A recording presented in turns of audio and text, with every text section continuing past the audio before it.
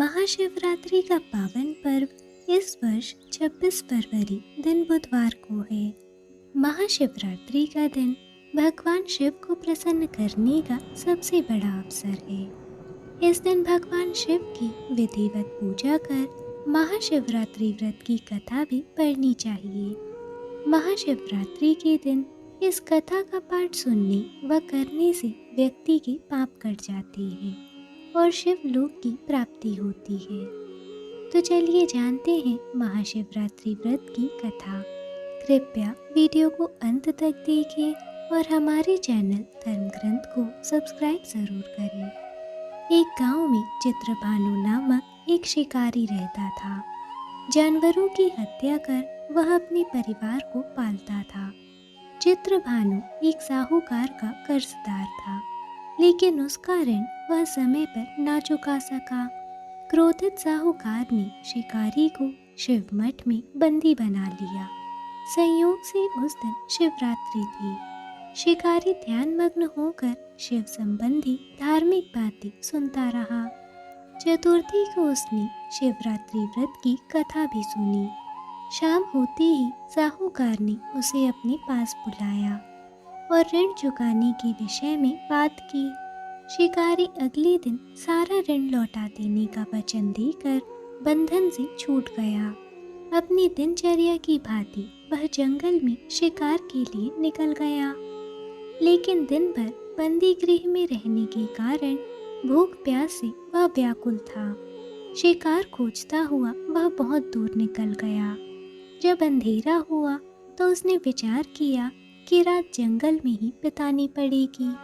वह एक तालाब के किनारे एक बेल के पेड़ पर चढ़कर रात बीतने का इंतजार करने लगा।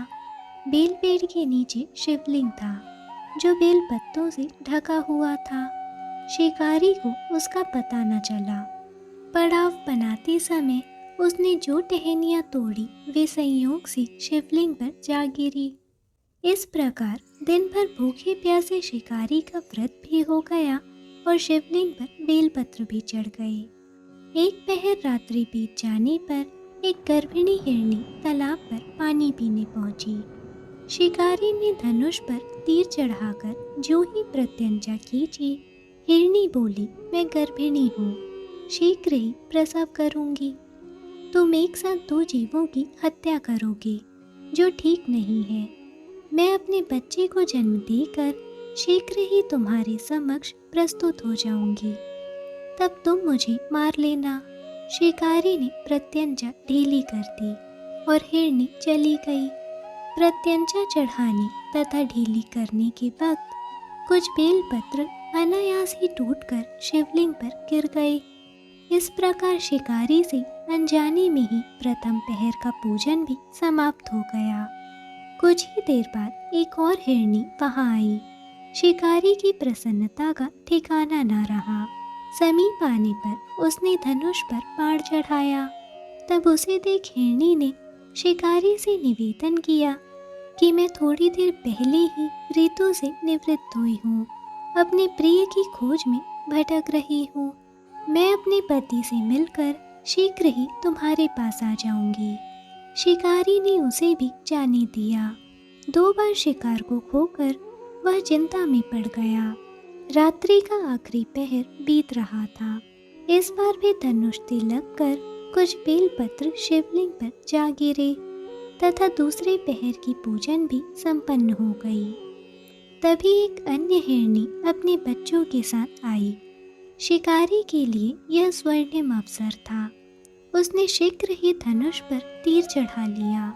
वह तीर छोड़ने ही वाला था कि हिरनी बोली, हे शिकारी, मैं इन बच्चों को इनके पिता के हवाले करके लौट आऊंगी। इस समय मुझे मत मारो। शिकारी हंसा और बोला, सामने आए शिकार को छोड़ दूं? मैं ऐसा मूर्ख नहीं। इससे पहले मैं 2 बार अपना शिकार खो चुका हूँ। मेरे बच्चे भूख प्यास से व्यग्र हो रहे होंगे। उत्तर में हिरनी ने फिर कहा, जैसे तुम्हें अपने बच्चों की ममता सता रही है, ठीक वैसे ही मुझे भी। इसीलिए सिर्फ बच्चों के नाम पर मैं थोड़ी देर के लिए जीवन दान मांग रही हूँ। हे शिकारी, मेरा विश्वास करो, मैं इन्हें इनके पिता के पास छोड़कर तुरंत लौटने की प्रतिज्ञा करती हूँ। हिरनी का दुख भरा स्वर सुनकर शिकारी को उस पर दया आ गई। उसने उस हिरनी को भी जाने दिया। शिकार के अभाव में तथा भूख प्यास से व्याकुल शिकारी अनजाने में ही बेल पेड़ पर बैठा बेलपत्र तोड़कर नीचे फेंकता जा रहा था। पौ फटने को हुई तो एक हष्ट-पुष्ट हिरण उसी रास्ते पर आया। शिकारी ने सोच लिया कि इसका शिकार वह अवश्य करेगा। शिकारी की तनी प्रत्यंचा देखकर हिरण ने बोला, हे शिकारी, यदि तुमने मुझसे पूर्व आने वाली हिरनियों तथा छोटे छोटे बच्चों को मार डाला है तो मुझे भी मारने में विलंब न करो, ताकि मुझे उनके वियोग में एक क्षण भी दुख न सहना पड़े। मैं उन हिरनियों का पति हूँ। यदि तुमने उन्हें जीवन दान दिया है तो मुझे भी कुछ क्षण का जीवन देने की कृपा करो। मैं उनसे मिलकर तुम्हारे समक्ष उपस्थित हो जाऊंगा। हिरण की बातें सुनते ही शिकारी के सामने पूरी रात का घटना चक्र घूम गया। उसने सारी कथा हिरण को सुना दी। तब हिरण ने कहा, मेरी तीनों पत्नियां जिस प्रकार प्रतिज्ञाबद्ध होकर गई है, मेरी मृत्यु से अपने धर्म का पालन नहीं कर पाएगी। अतः जैसे तुमने उन्हें विश्वास पात्र मानकर छोड़ा है, वैसे ही मुझे भी जाने दो। मैं उन सबके साथ तुम्हारे सामने शीघ्र ही उपस्थित होता हूँ। शिकारी ने उसे भी जाने दिया। उपवास, रात्रि जागरण तथा शिवलिंग पर बेलपत्र चढ़ाने से शिकारी की शिव पूजा पूर्ण हुई और शिकारी का हिंसक हृदय निर्मल हो गया। धनुष बाण उसके हाथ से सहज ही छूट गए।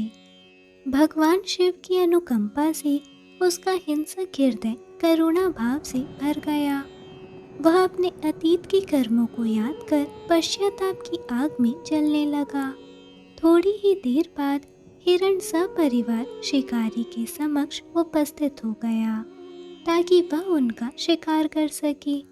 किंतु जंगली पशुओं की ऐसी सत्यता, सात्विकता एवं सामूहिक प्रेम भावना देखकर शिकारी को बड़ी ग्लानि हुई। उसके नेत्रों से आंसुओं की झड़ी लग गई। उस मृग परिवार को न मारकर शिकारी ने अपने कठोर हृदय को जीव हिंसा से हटा सदा के लिए कोमल एवं दयालु बना लिया।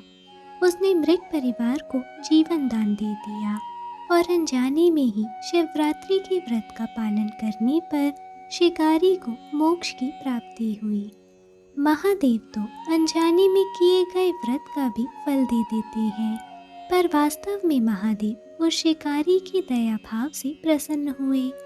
अपने परिवार के कष्ट का ध्यान होते हुए भी शिकारी ने मृग परिवार को जाने दिया।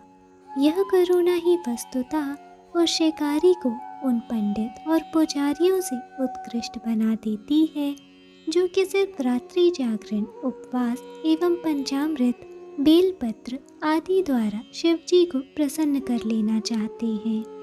मान्यता है कि शिवरात्रि के दिन पूरी विधि विधान से शिव जी की पूजा करने से जीवन की सारी परेशानियां, बीमारियां और दुख दूर हो जाते हैं।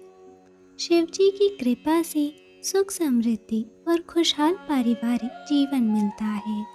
तो आज के लिए बस इतना ही। इस वीडियो को लाइक और चैनल को सब्सक्राइब ज़रूर करें। हर हर महादेव।